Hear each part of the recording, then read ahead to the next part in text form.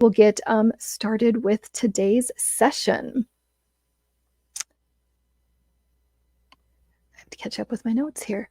So without further ado, I am delighted to introduce our presenters for today. We have Becky Vandenberg, who works as a young adult services coordinator at the Pine River Library, and Michaela Wilson is the public services librarian also at the Pine River Library. So I'm going to pull up your all slides and let you take it away. Excellent. Hello. I hope everyone's having a great day. Thanks so much for coming to be here. I'm always really excited to talk about our Science Corner. So any questions, anything, even if it sounds weird, please ask us. We're super happy to chat about it. So as Christine said, my name is Becky Vandenberg, and I have been working with the teens here in Bayfield for 11 years in September. So none of my days are ever boring, and that's even if you don't include the animals, which is super fun. And I'm Michaela, also like Christine said, and I'm public services, which is I feel like sort of a catch-all a little bit. I help manage the budget and the accounting, but I also do circulation and floor management. And I'm an all-over animal lover, so that's also how I got involved with the animals. So a couple of things that are kind of cool about our library and what helped us to start a Science Corner in the first place is in 2013, we did a huge rebranding, trying to make sure that our library stayed really relevant with the current opinions and desires of our community. And the way that we did that is we wanted to connect people to possibilities, which invited us to be able to change certain learning environments. It invited us to be able to think really far sometimes outside the box in terms of what the community wanted in different age groups, and different just things that we could provide that maybe no one was asking for yet, even if they really thought that they might want them in the future. And part of our mission statement was connecting community. And our goal always was to do that beyond books, beyond outreach, beyond some of the community engagement things that libraries are kind of traditionally known for.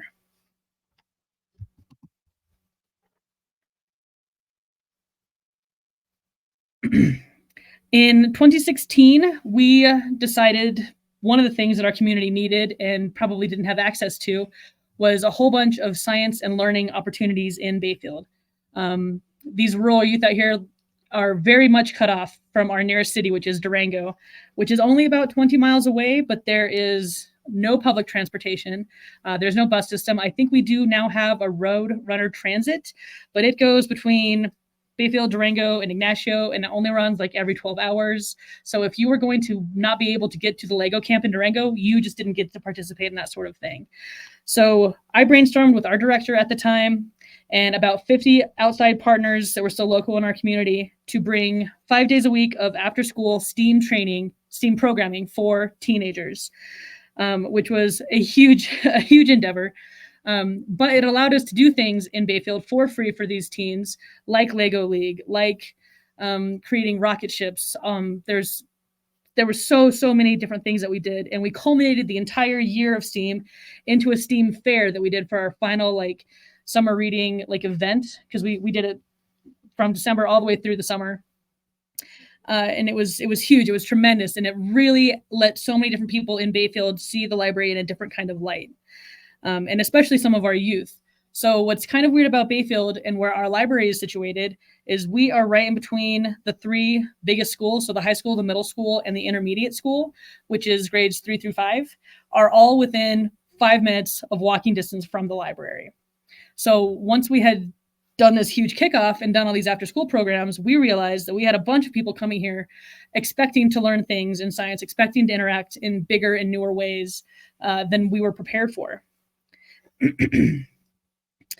And so we had to brainstorm about that as well. And we're like, what can we do that would allow people to still want to come here that won't take up every single afternoon for multiple staff? Because when we did the kickoff for the year of STEAM, it was myself, it was literally 3 or 4 other library personnel had to help work the floor, had to help work different programs, had to help manage the kids that didn't want to participate in the STEAM. So it was a huge situation that we then had to deal with. And we decided after we met about all this, that the best way to deal with it would be to turn natural curiosity for all these people coming to the library into their own direction. And how are we going to do that? So So our example on the screen is, for example, why is he orange? And so the year of STEAM kind of turned into building our science corner. And it was like, how can we constantly have science going in the library that keeps curiosity going in a way that's really, really natural and more fun and not super taxing? And we decided to, build a science corner. So if you're curious about the answer to why Asmo, our corn snake, is orange, it's because they are typically from like back east towards Tennessee. They spend a lot of time in corn silos and cornfields, and they hunt mice. And so he's patterned to blend in with that sort of environment, which is why he's orange. And his underbelly, which I don't think we have a picture of, but it looks like corn. It's really cool. Okay, so let me introduce you to our critters we have here at our library. I call it our zoo. So the first piece that we got was almost 10 years ago. We got a tank with poison dart frogs in them, which are the little orange frogs in the bottom left corner. And they're super cool. They sing, they jump around, they want to be fed in the morning. When people come in, they can kind of interact through the glass. We have one who's she's pretty aggressive, territorial. So she'll like come right up to the glass and be like, what are you doing? Why are you here? Which is cool for people to see. And then we also have a fish tank, which I know lots of libraries have fish tanks because they're a little easier to hold on to and maintain and sort of stuff like that. So in our fish tank, we have the picture here is representing our I'm not going to remember the name, but we call him the hippopotamus, and he is our tank cleaner. He's real great. He's about 8 inches long. He's real big. And then we also just recently added some blind cave tetras, which are all white, but they don't have eyes. And that is because they have evolved from their natural environment down in Mexico, and they live in the dark. And so they've evolved to not have eyes anymore. And so that's a really good question that we get for the kids. And that's an interesting thing to see. And then a few years ago, there's a gal who runs our garden club, and she also runs the science department at our local college, which is Fort Lewis College. And so she came in one day and was like, I've got this huge colony of Madagascar hissing cockroaches. Do you guys want some? And we were like, yeah, we absolutely want some. So we have a small colony now. I think there's somewhere between 30 and 40 cockroaches in there. And before you ask, they can't survive outside of their tank. So if they get out, which happens every now and then, I think we've lost one, they won't live. So they can't like infest the library or anything like that, which is a good thing. But they're super cool, and they do hiss at you when you go to touch them. And the kids absolutely love that. And then on the right side of the screen, we have Asmo, our corn snake, and then our newest addition, which is Tad Cooper, our bearded dragon. And we'll talk about them a little bit later on. All right, now as it seems. So Asmo was really, so we had, the paludarium with the Epiphyta tree frogs. We had the fish tank. Those were all super fun. And Michaela had a connection at Fort Lewis College. One of our teachers calls her up and he was like, look, we've got this snake. We don't want this snake. What do you think we can do with it? And at the time, our director was not here, and we decided that she was probably liberal and forgiving enough that we went ahead and were like, you know what, we'll take him. We drove out. Asmo came with his own tank. He came with his own environment, which was really great because they're actually kind of expensive. And we just took a gamble. So we got him, we brought him back, we made a space for him. Well, nobody was here in the library, which is not how I suggest starting a science corner. But we were like, when our director showed up the next morning and she was like, hi, what is all of this stuff? We're like, we have an idea. Can we pitch this to you? Because we had separately, agreed that if it's absolutely a no, we can probably take him to our house because we are huge nerds and we have snakes at our homes. But we're like, I think there's an opportunity for people to come and see things and be really excited about libraries in ways that I haven't heard done before. So Asmo did come from this whole, he's a rescue snake. He has this great backstory that we get to tell everybody. He has his own social media. We were able to really branch out in terms of how he does his engagement. You can go onto his email. You can ask him questions. Asmo will answer you. We've tied him in, and I apologize that both of these pictures are from COVID. But he he comes out, he interacts with the kids. He has recently started attending story times. This presentation, some of these pictures and slides are from the presentation that we gave at the Cal 2022. So if you need like updated ones, if you jump on our Facebook, you can see Asmo right now going to outreaches. He goes and presents with the friends with us. He's kind of out everywhere. And I'm pretty sure we did check this video. It does work if you want to see just a little example of what Asmo does, but I didn't know if we were going to do that live here or if you were going to click on it yourself. I think it's in the chat, so you can click on it if you want to. And so as we're kind of, go ahead. I was going to say we can pause for just a moment if people want to click on the link that I just put in chat and look at the snake. So we'll just pause. Sure, for it's just really a short. moment. It's just him saying hello, kind of.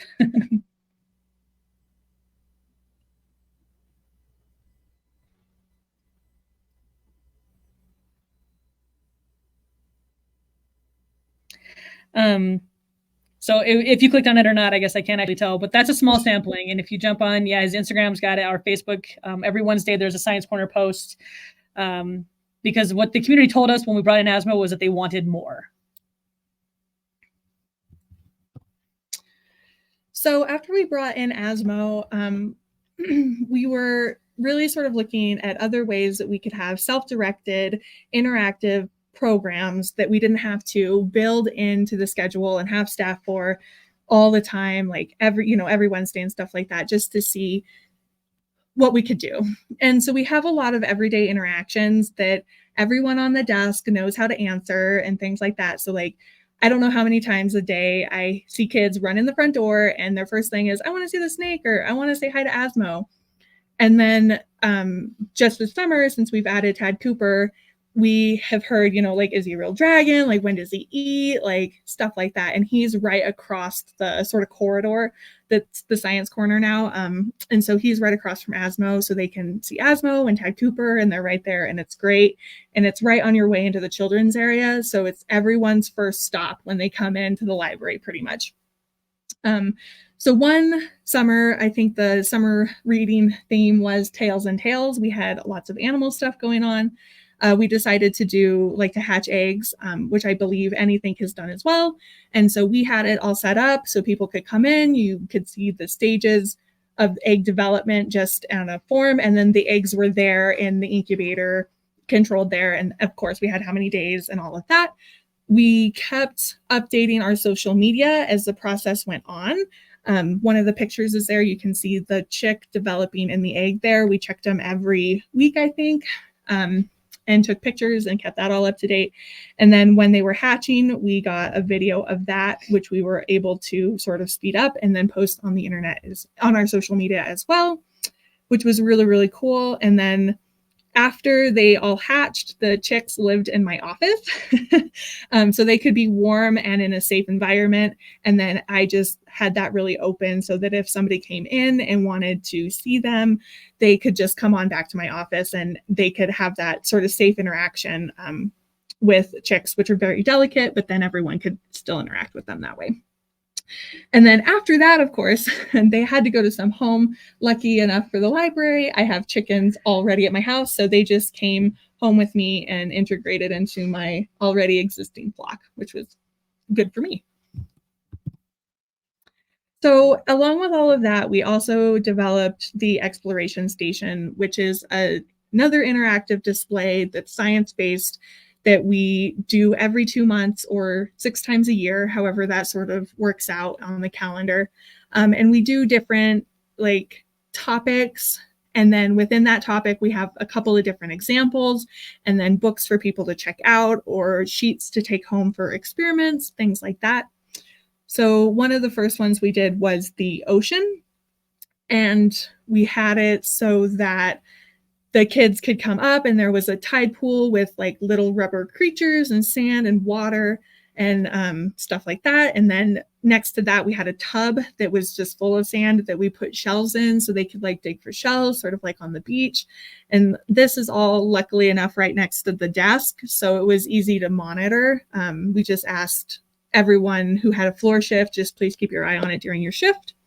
And then the next part, I used mason jars to build the layers, the zones of the ocean, the 4 major zones. And then within that jar that I used food coloring to color the water, I had little rubber creatures that lived in that zone so the kids could pick them up and move them around. I glued the lid shut and it took me forever to get them unstuck, but I eventually did, and I reused them for something else, I think. And then another thing that we also did, which was really cool, is we have a roll laminator where you just roll the sticky stuff together. And so when Asmo sheds and we get a really nice put together full shed of his, we can run it through the laminator, and then it's long, and we hang them in the science corner so people can go over and see what his sheds look like and all of that. And then over the years, we've sort of added to that. Becky found a water snake shed while she was hiking one time. So we got that and we put that up there. And then we have our own snakes, and we've added those ones as too, because you can see the different patterns on their their scale patterns, which is super interesting to look at as well. Which brings us to pop-up outreach. I'm sorry, I get really excited every time I see Salazar in his pictures. They're just so fun. So some of the things we started being asked for in the community was, I want to see these snakes, but I live in Ignacio. How do we get around here? Because I don't know who is really familiar with where we are, but we have really great libraries all around us, but we are the only ones with a science corner and with kind of the freedom to let staff just go travel at the drop of a coin. So we started doing some pop-up outreaches. For example, so the bottom picture is during summer, we took Salazar and one of his sheds that we have since saved to the Ignacio Library. These gentlemen were super excited to see how big it is, which is super fun. And this is a great way for us. We were able to expand the experience. And when you're talking about literacies, when you're talking about outreach, when you're talking about how to make your library relevant, why is a science corner important? Being able to go and have these examples where I got to meet, I think there were 40 people at this one in Ignacio. They're not from our community. We don't know them, but they got to know the library animals in Bayfield. They got to ask us questions. They got to take that home wherever they were from. And what's really cool about incorporating some of your Science Corner elements into summer reading is oftentimes people are traveling. Oftentimes people are going to see something at your library and then take it home with them to wherever they're from. We just got back from our last Cal, and we've had 2 or 3 emails already about people who are like, we're expanding, our science corner once our new expansion is built. We want to incorporate a tortoise in here. What do you guys think? How do we present to our board about creating a science corner? And having these sort of outreach experiences is really, really great, because you get to hear all different kinds of library experiences from people who, have different types of libraries. Like, for example, the Denver library is huge, and there's all these different kinds of things that they can bring experience to. But then there's Bayfield, and we're really small, but we do these things that we can do because we're really small. And so I think that's one of just also the great things about libraries is there's so many different things we can learn from each other, which makes things like this really cool. And then it does drop down in my spiel for patrons. So as Michaela said, every single day we get questions about Asmo. By far the biggest question we ever get is, can I hold him? Can I get him out? And our answer, of course, is yes, as long as he's not shedding, as long as he's not digesting, as long as he's not going through he has a cycle of about 2 months a year where he's looking for a mate. And those aren't great times to get him out. But within that, our goal is to expand the educational, experience of seeing a snake, holding a snake, interacting with a snake. So our answer is yes, which kind of requires, and this is just an example that we put in, because having a science corner is a lot about answering questions. And a lot of it is about keeping our animals safe. So for example, if someone says, can I hold Asmo? And it's a good day. So I say yes, we start at the beginning. So Asmo is a rescue snake. The way that he was handled before was really either aggressive or they didn't deal with him very much at all. So he's extremely head shy, which means that he does not want you to reach for or pet his head. And as humans with dogs and cats, your natural tendency is to reach right out for their face. So I start with that. He's really head shy. We do not touch his face. Okay, don't reach for his face. It is okay if he touches you with his face, but he doesn't want you to touch his face. So while I get Asmo out and I'm explaining this, I take control of his head and then I explain what they can do. So with the rest of his body, you can pet him open-handed, super gentle. We don't grab him. We don't try to hold on to him at all because that's going to make him uncomfortable. But you can pet and the top of his scales feel different from the bottom of his scales. And as long as we're super calm, Asmo enjoys all of this. He's actually really, really engaging. And if it goes one step further and they actually want to hold him and we feel like it's a safe time for that, the spiel continues into, this is how you keep Asmo safe. You have to act as his tree. He's not going to be able to know if he's getting ready to fall. He is in captivity. So those natural kind of tendencies that some of the wild snakes have, he doesn't have. And so we have this whole like buildup that we go into every single time we do an interaction for the public with Asmo. Which leads to our summer reading events that we sort of had around animals. That one summer where it was the summer reading theme was Tales and Tales. We sort of really expanded. We took that opportunity to really expand on our animals and how that works here in the library. So we call it summer learning here instead of summer reading because we kept having people come in and we would be like, you should sign up for summer reading. Like, we got some really cool things going on this summer. And if you can come and participate. And almost every person would be like, yeah, I don't read, so I'm not going to sign up. And in reality, while you can read for summer learning, summer reading, that is a part that we do. It is just a single part. And we really have awesome programs going on and cool events and partnerships where people come out to visit. And there's this whole extra other layer that we weren't getting across to people with that terminology. So we rebranded it for our library as summer learning. And so that like really opened up a way for us to bring in science and art and other things into our summer reading events like that, and then have people sort of participate more in that. And then, so for our animal events, which we now do every year, after this one, we had 5 this last year. Before that, we were having 4. And it was a great way for kids to come in and experience new animals, ask questions, have this opportunity to interact with them in a safe environment. And it was out, they're outside. It's just an overall great day. And not just kids come, we get all kinds of people who come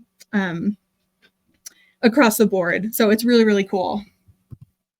So 2 of our events, luckily, are in-house. Like I mentioned before, I'm a huge animal person. So I have horses, chickens, cats, dogs, pretty much across the board, you name it. I have 2 of my own snakes. So 2 of my horses come every summer now, Cassida, the top picture, and then Saphira, the bottom picture. And they're both great with kids. They love attention and hanging out, and it's really amazing to see. And it's really great to watch the kids come and interact with them. And I even have adults show up and ask questions about like, what do you do for this? Like, how do you manage this? Which is really cool as well. So it's a different opportunity for people to come and experience that. And we were sort of thinking, like at the beginning, we have a lot of horses just around here. It's a farming community. You see them on the road. And I was sort of like, not sure people would show up for that, but we get 100+ people for every animal event. It's always amazing and such a great experience. For Reptile Day, we call it Reptile Day. Pretty much Salazar is the one who comes the most consistently. He's been there every year. We have had a previous employee has a turtle, and she's brought her turtle a couple of times on the same time with Salazar, so you can see both of them at the same time. Salazar is probably one of the best ambassador animals that I know. He's super patient with everyone. You can touch his face. He loves attention. He loves being out. He loves the sunshine. I imagine he looks forward to it if he had that sort of thing in his head. But it's really, really great. And yeah, he weighs about 25 pounds, but I have let parents hold him as well when they come up like that. He's a little heavy for kids, but so that's just about him. Partnerships. So with the expansion of our summer reading into summer learning, it became obvious we couldn't use all of just Michaela's animals. So we reached out, and luckily some of this groundwork had already been done through the STEAM initiative that I did. We had already reached out to Wolfwood, which is a tremendously amazing rescue situation. We partner with our local community Humane Society Center. We have worked with a lady who she rescues falcons. So if someone has a bird that is down, she'll bring their birds and comes to us about them. And these are just really, really amazing things to do. And I cannot, by the way, showcase enough Paula at Wolfwood Rescue. She comes with her own spiel. She has this entire educational portion that she does for everyone that comes. She talks about wolves. She talks about wolf dogs. She talks about rehabilitation, different things that you need to know before you think about adopting a dog that may have some sort of wildness in it. And they're hugely popular. So just this last summer was her fifth fourth or fifth summer of coming to do just this show for us. I have been working with her for about 10 years. So this year we sponsored a doghouse out at Wolfwood, which is super amazing. So for the $350 the library donated back to this place, they built a wolf house. You get your logo on it. You can put your mission statement, your emblem on it. So the partnerships were really great opportunities for us to grow and kind of just showcase other things in the community that weren't library related at all, but that were just really important, we felt, for the community to know existed. And I think I see a poll coming up. I'm not sure. Yeah, I forgot the first one. Sorry. Yes, okay. Well, I thought I didn't know if I should mention it or not, but It's okay. So we have a fun little poll for you guys. Like, how many hours do you think that Becky and Michaela are spending on the Science Corner every year?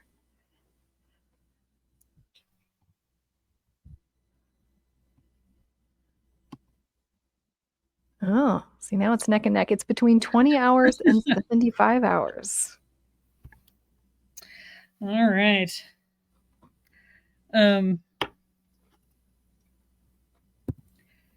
Okay, well, I don't know who voted for 20. And I'm going to update a little bit. So these logistics are from before we had Tad Cooper.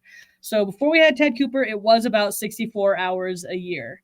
Now that we have Tad Cooper, it is probably a lot closer to 75, if not a little bit more. I was joking with Christine before we started that I didn't feel like I got any Thanksgiving break. Because the Science Corner is my baby. It is my responsibility. It is in my job description. I still had to come here twice a day, every day, to turn the animals' lights on, to feed everybody, to clean everything, to come back and turn the lights off and make sure everyone was tucked in for the night. So there are some things to think about before you're deciding what animals to get for your Science Corner, what to do. Because when we took him on and he was a goal that we wanted to have in the library, I would not have guessed at how much more work he added. He brings in more people. He brings in more enthusiasm. He is fantastic. I highly, highly recommend it, but be aware that everything you add does just increase your work and increase your work. So like, for example, when I go on vacation or when I want to go to Cal and present, I have to train other people to take care of these things. And what was hard about this particular Cal is it's myself, and then Michaela is my backup if I'm not here. And then we have a lady who works on the weekends who will feed on Saturdays in case I want a whole day off. But all of us went to Cal. And all of a sudden I'm like, oh no, can I even go? There are things to think about when you're doing your Science Corner. It turned out we were able to go. I had to bring in even my director. I had 3 different people that I had to train to feed them on 3 separate days because of however the nonsense of our staff was working out. So that's important. Research mode, every single question, and this is true of any library, this is not going to be a surprise to you guys, but when someone comes and they ask you a question, they expect you to either have the answer or help them find the answer. And this is true with all of our Science Corner animals as well. What do they eat? What do they drink? What is their environment? Are they healthy? Are they clean? Where can I get so many questions? With Asmo, we found out a lot of it is explaining the difference between venomous and poisonous, and no, he's not either of those things. So you really have to have your research mode turned on all the time, and then you have to do your job to train your staff about answering those questions so that anyone on the desk can also, answer these questions for people who come in. Funding is always a thing for libraries, isn't it? We have a wonderful Friends of the Library group who I present to pretty much every 6 months. They have helped us fund our CPR first aid dolls. They have helped me fund snacks for teens for after school. And luckily, when I brought this idea to them, they pitched in $1,000 a year on top of what the library puts into it to fund the Science Corner. So for example, Tad Cooper, when he came, he was a donation, so we didn't have to buy him outright, but he needed a new house. He needed lights. He needed bedding. He needed a place to stay. And all of this kind of gobbled up our slush fund for the Science Corner, because on top of that, you have to consider things like vet care. If something happens to one of their, if someone came through and crashed into Asmo's house, we have to buy Asmo a new house. Just like anything in your library, these aren't things that we can't look at. So managing your budget, managing your funding, and finding places to get that from can be a little tricky. That's actually what we're working with one of the ladies who emailed us after Cal. What we're helping her with is how to ask for money and how to present this in a way that she'll get funding back without trying to find a bunch of grants and things like that. And then, yeah, so like I said, like taking on new additions. What was weird is right after after Tad Cooper was a donation for us, which again, we had been working for him. We were like super excited about him by himself. I've had 2 other people come in and be like, would you like this pair of mated geckos? Would you like this 15-foot, carpet python? And my answer is always yes, because in my heart, I'm that nerd, but there is no time for it. There is no space for it. There's no way to do it responsibly and well for the animals. So at this point, we're kind of done with new additions. And I think it's great. I think our animal collection is wonderful right there. As promised, I'm going to do a quick little spiel about Tad Cooper, because I think that Asmo is still our best library ambassador, because you get the hard yes, I love snakes, and you get the hard no, I hate snakes, and you have to be able to talk and walk between both of those worlds. With Tad Cooper, I almost never get the ew, gross, no, I don't like him at all. But you get other weird things. Is he a dragon? What does he do? So what is super cool about Tad is he does absolutely give you more engagement opportunities. So he sheds, but he does not shed like Asmo. He doesn't have to go into a 2-week shutdown process to do that. It's kind of, it comes and it goes. So when he comes out, we do a Tad time once a week at story time, where he comes out, he has his own playpen. He just, socializes with the kids where we can answer their questions. It does add a little bit more diversity because he does have legs, which again, when you put him in his playpen, like I think Asmo would just sit there. That's kind of Asmo's his whole job is just kind of hang out. But Tad will look at his reflection in a mirror. He'll chase a light. If you have a laser pointer, he'll chase that around. He can chase little balls and stuff. He'll interact with your voices. So the kids have a lot more time. Like I can call him over here and he'll come see me. But all of it, again, comes down to time involved, different foods. I now have to constantly make sure that we have enough crickets for him, which requires either running to Durango to get these or having someone who lives in Durango bring them out here. And then one of the things that is important to know that goes kind of kicked back into the research mode of this presentation is supplements. So Tad Cooper lives, they come wild in Australia where they get all the vitamin D that they can possibly need. But if you have them in captivity, which is the only way to have them now in America, you have to give them all the vitamin D. So he has a supplement that he gets on his crickets. He has a vitamin D light that goes on also with his heat light, which is why I had to come twice a day to make sure all these things were still kicking with him and make sure that he got all the right stuff. Which is why he's awesome and also a little bit more work. Okay, so I was just going to talk a little bit about some of the most frequently asked questions that we get. I know I talked about these a little bit. So like probably number one, absolutely, is can I hold Asmo, which we talked about. I was going to note on there that only me and Becky get him out for people. So if there's somebody else on the desk and kids come up and they're like, can we hold Asmo, or even adults, like however that works, they just come to us and they're like, somebody wants to hold Asmo. What do you think? Do you think that's possible? And then if it's yes, we go out there ourselves and we're like, okay, yes, we can. Here's the spiel. Here's how it's going to work. And then, yeah, that whole question, does he bite? And Becky has this really great thing where she's like, well, everyone bites. Like you can bite, I could bite, anything like that. So yes, he can bite. He has never bitten anyone as far as we're aware of since we've had him. So that's a really great, like sort of reassuring thing. And then, yeah, it goes back to that. Is he poisonous or venomous? And we're always like, he's neither. He's a constrictor. You don't have to be a boa to be a constrictor. And so that's really good too. How hard is maintenance?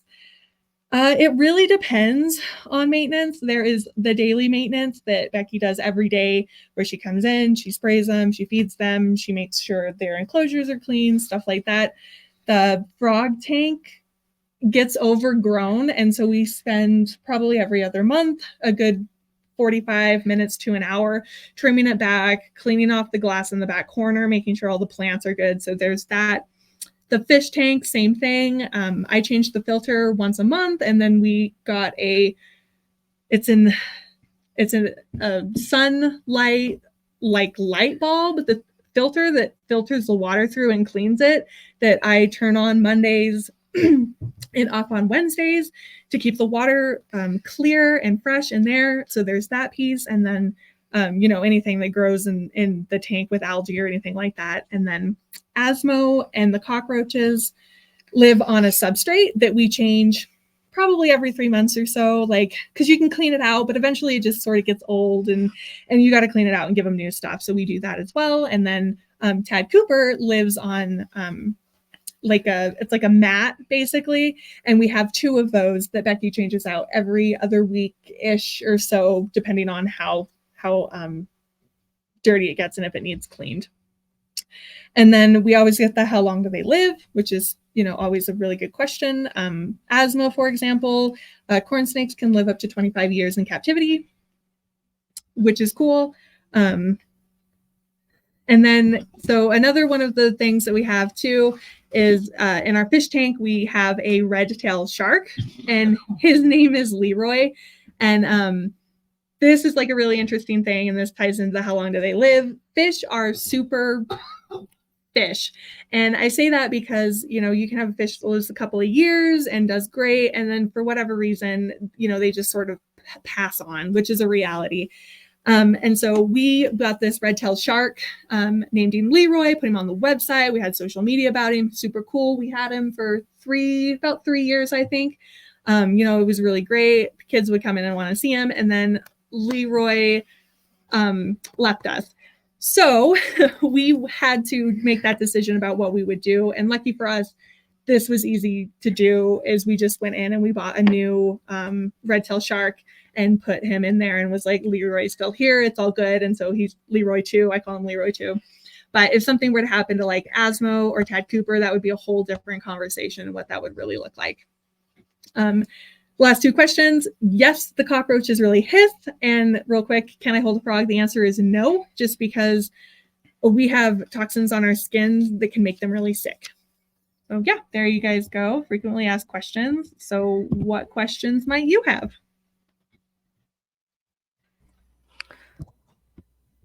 And it looks like someone is typing, but yeah, we have plenty of time for questions. And if you want to ask a question, you can pop it into the chat area in the lower left-hand corner.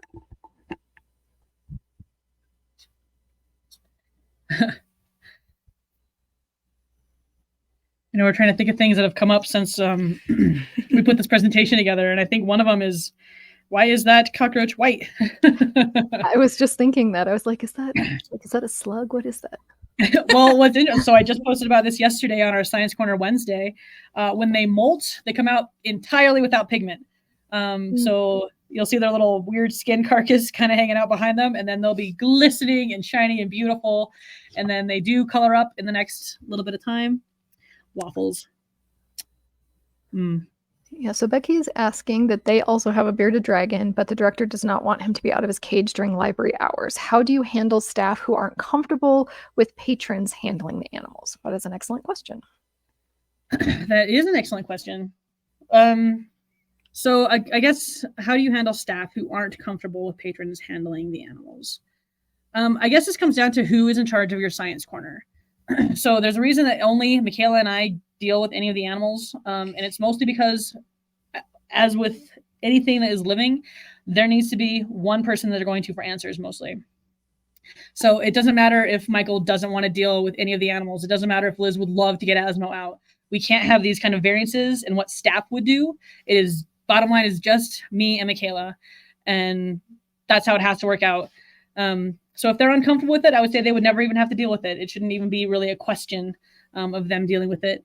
We have our technology and e-materials librarian. She is actually really uncomfortable with snakes, and she doesn't want to, be around them and all that stuff. So sort of what we do, like when Asmo's coming out, if she's here, we just warn her. We're like, we're going to get Asmo out, just so you know, like blah, blah, blah. And she's really okay with that. And she's like, great, I'll work in my office, or I'll be over here while you guys have him out and dealing with patrons. And then, like Becky said, our director is really, really great about being like, the Science Corner is your thing. She's not going to step on our toes with it. And she lets us manage that way. And there is a little bit of, I don't want to say leeway, but like if I'm on the desk, if I'm on the reference desk, then the Science Corner animals are not coming out of their tanks that day. Like I understand in that situation, my job is to answer reference questions, to answer the phone, to help check out books. But if I'm not, then it is okay for me to get, like, say, Ted Cooper out on his leash and take him for a little walk, because then I'm engaging with the library and its patrons in a different fashion. But I do understand sometimes when a library director is like, this is the line, if you're on the reference desk, the Science Corner animals aren't out with you. And that makes sense to me because we've tried it kind of both ways, and it is just more professional to have, I'm on the desk right now, he can't come out right now. Just so there's not that blurring of the lines. All right, hold on, we got one more. And then Becky also is asking, what kind of playpen do you use? Because Waffles is an escape artist, apparently. Waffles is not alone in that. So I am actually trying to research different playpens because we have one that's really, really tall, but that also means the kids can't see him quite well because Tad time is right after story time, which is basically babies and toddlers. So these kids are standing maybe 2 feet high, and we don't want them to fall on him. We don't want them to squish him. So he has to be up on a table, which is in the children's section. So it's still low to the ground. And there's mesh, on the sides. But yeah, he can jump right out of it, which is why there's myself. And then we have our children's person. And then we have one more assistant who we just kind of monitor whether he's jumping out of that or not during Tad time. If he's out in his enclosure, not during Tad time, it has a zip top. And I just got it off of Amazon. But we were trying to research other ways, like maybe a big see-through tote that he can't escape out of, but they can see through easier. We have not perfected that yet. The Tad time and getting him out for that is kind of new. And I want to say, Becky, that I already love Waffles. He sounds great. And Lily is asking, when the animals pass away, and you gave the example of the red shark, but could this bring on conversations with kids about death? They actually had a bearded dragon who passed away during COVID, so they had gotten some questions. Yeah, so I think this is a really great example of just different ways that the library interacts with all different kinds of life situations with people. Because you have different, I can only think of dog books right now, but in your children's section that are about death and dying. So we have some of those, like the last good boy, the last goodest boy, Blue. There's, I'm sure a bunch more off the top of my head that now that you asked this question, I think I'll put on a list.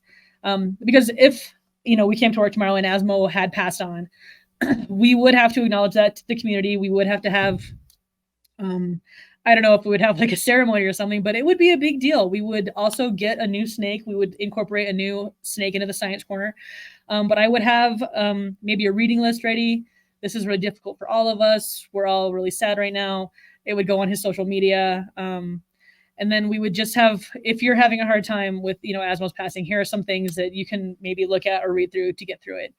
I think we would also open up his email and his social media if they had other questions they wanted to ask that maybe they weren't comfortable with asking us face to face. But my guess is if it happened, we would probably do a program around it where we would invite kids to come to say they were sad, to do however that worked out. And then we would just really honestly interact with them about that situation. I'm sorry about your dragon. That's so sad. So another question, do you ever use waivers to be signed by patrons for animal events? That they have liability information present in the library, but does that generally cover animal interactions? That's a great question. So we don't have waivers for patrons when they come to like the animal events or anything like that. There is a lot of like backup. It's really hard, like during the horse events. My one horse, Cassida, she's really big and tall and she's super friendly, and I could see somebody getting stepped on. But luckily, I have her, and then I have another person with me that's sort of like, okay, like walk here, like here's that thing. So there's a lot that goes into that, like preventative measures and stuff. I can see if something happened that we would have to do a waiver or something in the future, but we've been lucky enough that we haven't had to do anything like that. And when Paula comes from Wolfwood, she doesn't have anything like that either. So she doesn't. A lot of our buildup is on preventative measures. Because like Asmo could literally bite anybody. But there's the way that we deal with it beforehand is to ensure that doesn't happen. We start with preventative measures. And then I don't know if this has anything to do with it, but the places where we have our animal events are in the public park. So we did help build the park. It is, I think, called the library park, but it's part of the town. So those liability questions and issues, I'm actually really glad you asked that question. I will follow up on it, are probably more based on the town. and the park area rather than did the library let someone get hurt there? No, those are great questions. Any other questions or stories you want to share? I could share a funny story. So a million years ago, when I was working in a library, we had they would go to a pet store and like every couple months, like borrow a pet. And they had two tiny birds. I have no idea what they were. And I was working at the children's desk, and the birds were like, there was activity happening. And I was like, they're building a nest. And they're like, no, no, no, no. I'm like, they're building a nest. Like, that is nesting right there. What is happening? And sure enough, laid eggs. So apparently they were boy and girl. And laid eggs, which kind of like became this whole thing. But yeah, but that was kind of funny that I was the first person to notice that at the ripe old age of like 23. I'm like, there's some nesting happening. Oh my goodness. Oh my goodness. Right. Well, and actually this is a question that we didn't put on here, but that we get that seems relevant. A lot of people are like, why can't you have like a hamster? Why can't you get like a guinea pig, something like cuddly and soft? And my answer to that is always like, if it has hair, it makes smelly messes. Tad Cooper, when he goes to the bathroom, he lives on a rubber pad. He's got his hide, he's got his mats, he's got all of his stuff. But that mess is really easy to clean up. With guinea pigs, with mice, with little cuddly cute things, their pee stinks. It goes into this like weird sawdust area that would just stink up the whole area. You have to clean it. I can't even imagine how often you'd have to clean it so that the library wouldn't smell like pee. So like these are why we don't have these sorts of animals here. We have animals that can teach you about science and engage you, but that are also kind of easy to maintain. And then we just try to expand on that so that like the blind tetra fish are really, really cool, but they're literally no more work for us. Wow, nesting birds. Because I feel like birds would be the same issue. I think birds can get really smelly if you were trying to deal with that on a day-to-day basis. It was kind of funny. Any other questions for our presenters today? While you guys are thinking, I'm going to pull up our wrap-up slides here. We do have a very quick survey that we would like to have you fill out. You can let us know what you thought about today's session. It gives you opportunity to potentially ask for new topics. You can either click right on the link on the slide, or I'm going to also pop it in chat. And then I'm also going to put my email in the chat in case anybody needs a certificate. And I apologize, I can't type and talk at the same time. So you can email me directly if you need a certificate as well.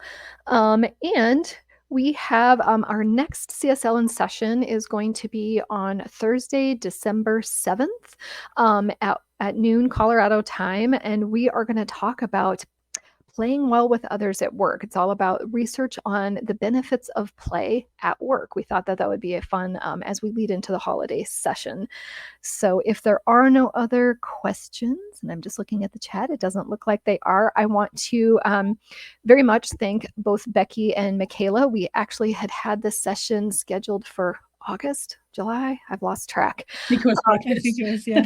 Yeah. And I had to postpone it.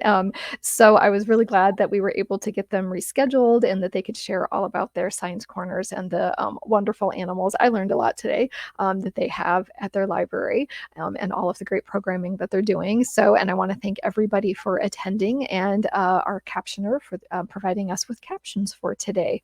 So once again, thank you, Becky and Michaela, and I hope everybody has a really great rest of your afternoon. Yeah, thanks so much. Thank you so much.